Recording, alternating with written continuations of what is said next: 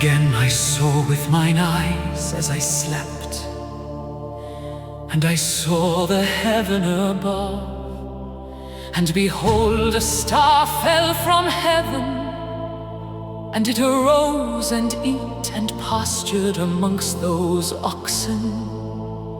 And after that I saw the large and the black oxen, and behold, they all changed their stalls and pastures and their cattle, and began to live with each other. And again I saw in the vision, and looked towards the heaven, and behold, I saw many stars descend and cast themselves down from heaven to that first star. And they became bulls amongst those cattle, and pastured with them amongst them. And I looked at them and saw, and behold, they all let out their privy members like horses, and began to cover the cows of the oxen.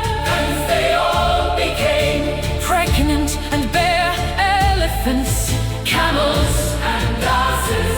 And all the oxen feared them and were affrighted at them, and began to bite with their teeth, and to devour, and to gore with their horns. And they began moreover to devour those oxen. And behold, all the children of the earth began to tremble and quake before them, and to flee from them. And again I saw how they began to gore each other, and to devour each other. And the earth began to cry aloud, and I raised mine eyes again to heaven, and I saw in the vision, and behold, there came forth from heaven beings who were like white men. And four went forth from that place, and three with them.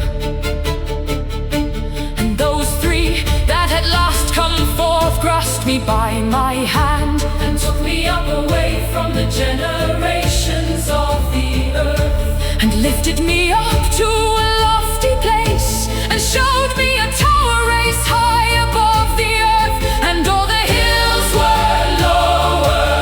And one said unto me, remain here till thou seest everything that befalls those elephants, camels, asses, and the stars, and the oxen, and all of them. And I saw one of those four who had come forth first, and he seized that first star, which had fallen from the heaven, and bound it hand and foot, and cast it into an abyss. Now that abyss was narrow, and deep, and horrible, and dark. And one of them drew a sword, and gave it to those elephants, and camels, and asses. Then they began to smite each other, and the whole earth quaked because of them. And as I was beholding in the vision, lo,